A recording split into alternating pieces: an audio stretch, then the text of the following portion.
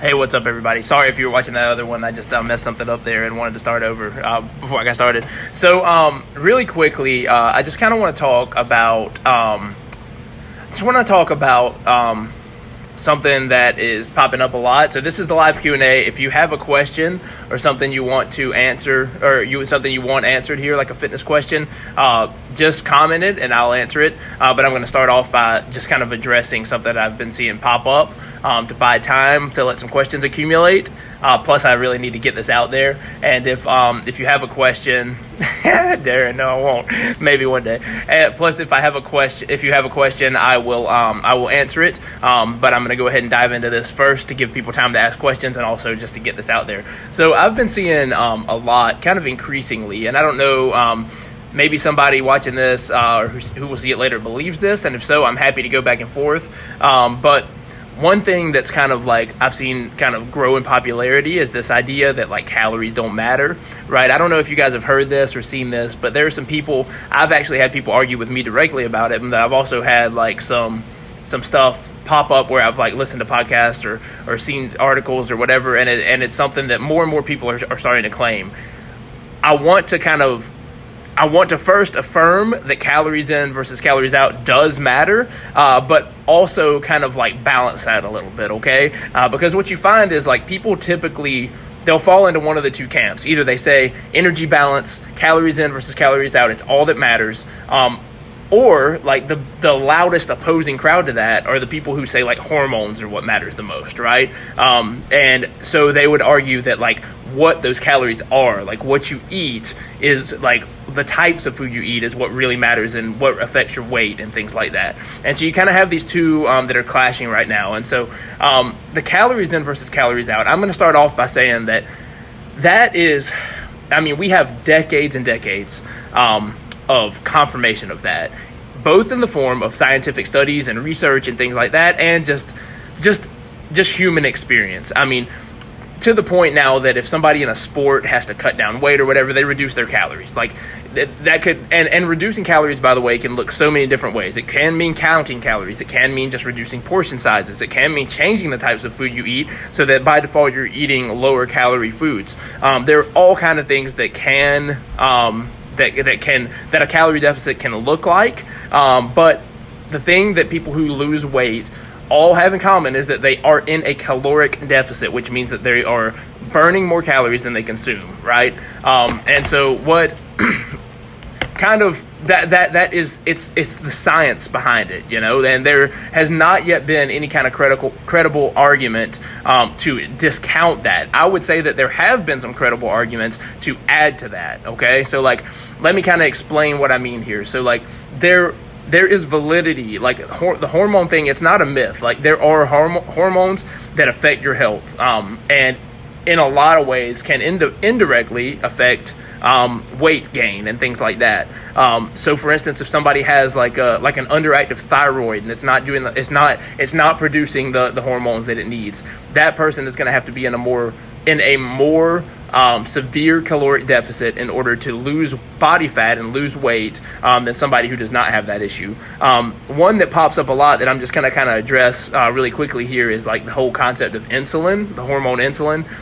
So what that is, I just want to explain kind of quickly what insulin is. So when we eat carbs, right, like when you eat any kind of carbohydrate, and I don't just mean like things that you typically think of carbs. I mean anything that like contains carbs. We're talking right now from things like veggies, to bread, to candy, to soda, to rice, all over the spectrum. Anything that contains a carbohydrate those carbohydrates are going to be converted into sugar or glucose once you eat it or drink it, right? So like what happens is, let's say you drink or you eat the carbs.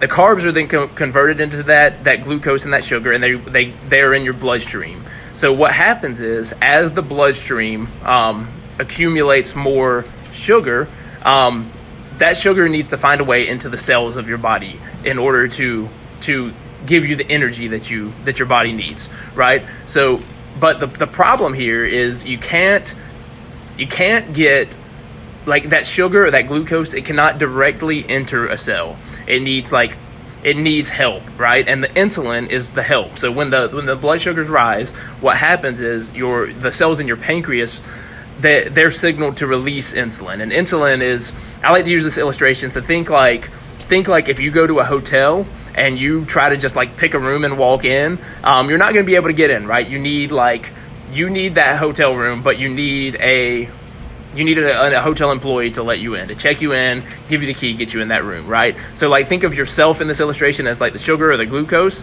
Think about the hotel employee as the insulin, right? So you need insulin to get into you need the employee to get into the hotel room. The sugar needs the insulin to get into the cells. And so that's the normal process, right? What happens when somebody is eating a ton of carbohydrates, especially, and you hear about like good carbs versus bad carbs, simple versus complex carbs, same thing.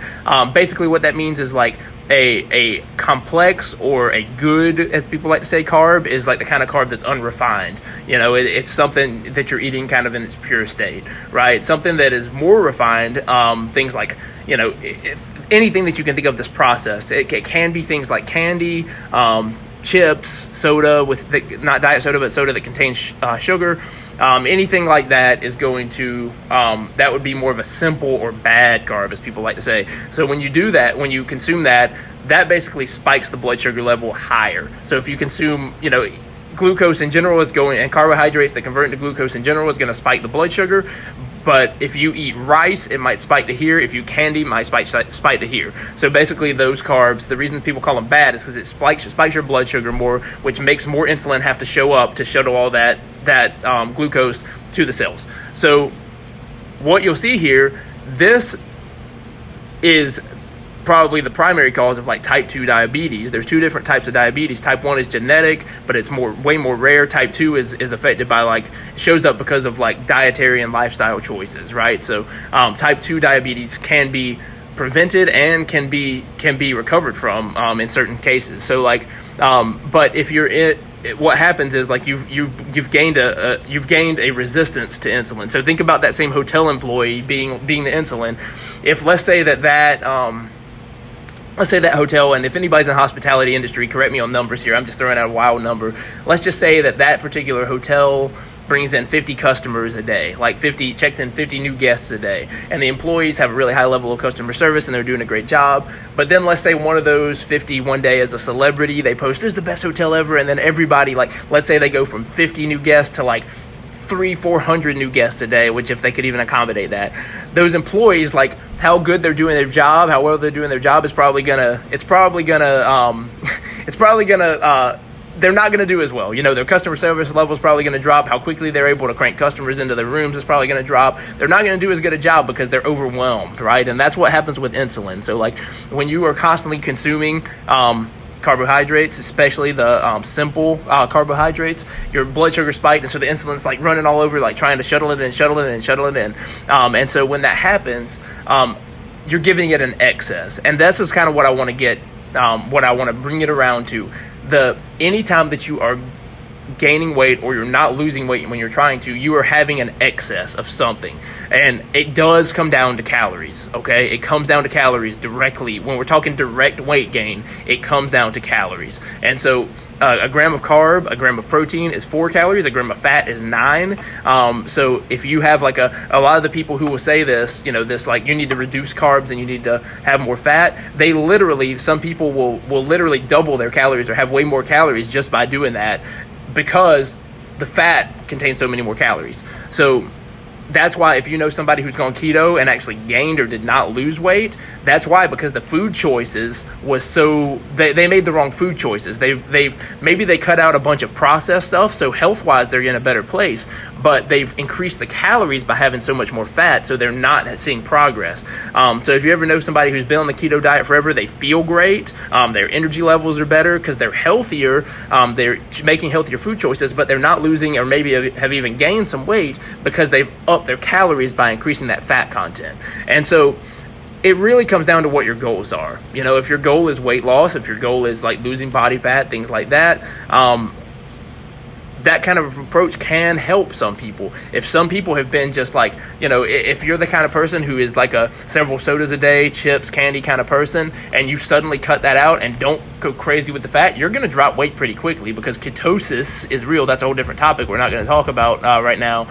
But what I want you to understand, and if you don't take anything else from this, is if you're gaining weight or you're struggling to lose weight, it's because there's an excess, and that excess can be changed in many ways. It can look like a low-carb diet. It can look like tracking your calories. It can look like increasing the amount of calories you burn by doing more exercise in conjunction with that. It can look a lot of different ways, but you are manipulating calories in versus calories out, even if you don't think you are, okay? Like, I can guarantee you that if you know somebody who has lost a bunch of weight, if you could look back at the data and see every single thing that they ate when they were their previous weight versus now, they are consuming fewer calories. They might have never counted a calorie a day in their life. They might couldn't tell you that a carb has four calories and a gram of fat has 9. They might have no idea about that, but by default, they are changing the caloric intake. Okay, so I want you to understand, if you're hearing calories in versus calories out, it doesn't matter. Please don't believe that. And I know that sometimes people say like the whole calories in versus calories out thing has burned them out, or they didn't see progress on it. That's because they did it in a way that wasn't meant for them. Like they tried to copy somebody else's progress, or they read something on Instagram or Facebook or whatever and tried to copy what somebody else is saying that they did and had success with. If you're a person who like, you're not eating a really high carb diet already and you go on keto, you're probably not going to lose a lot of weight because you're not making much of a change. Things are different for different people, and you respond differently to different things. But calories in versus out, it's going to look different for everybody, but it always stays the same, okay? So I'm going to step down off of the soapbox here and answer any other questions. Let's see, Mike, what do you think about alcohol consumption while trying to cut fat? Mike, I think it depends on the rest of your day. Like it depends on like how you're managing your food the rest of the day. Just similar to what we just talked about with calories. So like, a gram of fat contains 9 calories, a gram of protein and a gram of carbs contains 4, a gram of alcohol contains 7, okay? So it's like middle ground. So you got to think like, really what it comes down to is eating for your goals. Like if you know like, hey, I'm going to go out and have a bunch of alcohol tonight, or I'm going to have a beer or whatever it is, you just want to plan for that. Just plan around it. If you know like you're going to have like a good bit of alcohol at some point, just try to manage your day around that. If you would typically have like 2 servings of something, have 1 at lunch. If you would typically have a lot of snacks, reduce the snacks, things like that. Try not to cut the protein out, but try to keep the other eating to a minimum, so that way you have room for that and it doesn't impact you that much. Basically, as long as you manage it, it's doable. Now, you have to ask yourself, like, does it come, is this where I want to spend my calories? You know what I mean? Because if you go out and you have like a bunch of alcohol, that is going to raise the calories. It's going to, like I said, reduce margin for calories the rest of the day. And so you just have to kind of be willing to decide, okay, is this where I want to spend them or not? Is it true the body needs to burn alcohol before any other macronutrient? That's a good question. I've never heard that before. Is it true that the body needs to burn alcohol before any other macronutrient? I'll have to look into that, man. I have not ever heard that claim before. Off the cuff, it would make sense, but I would have to look into it. I'm going to look into that and I'll get back to you, because I'm not going to write that down and look into it. I've never heard that. I don't know. I mean, like I said, I'm not gonna answer it in detail here because I want to be educated before I answer it. But I just don't think, like, it doesn't really make a whole lot of sense. I mean, I said it makes sense, but the more I think about it, the more I'm like, I don't know about that. I mean, it's calories, you know what I mean? And so there may be something in the makeup of it that does affect that. So I'm going to refrain from commenting until I look it up. So I'll answer that again in the comments in a little while after I look into it, okay? All right, anybody have any other questions for me before I wrap it up here? Yeah, man, no problem. I hope that helped, and I'll get to that other question for you in a little bit. All right, I'm going to wrap it up here. I hope you guys have a good Wednesday. If you have any other questions later, feel free to drop them there in the comments, and I'll answer them.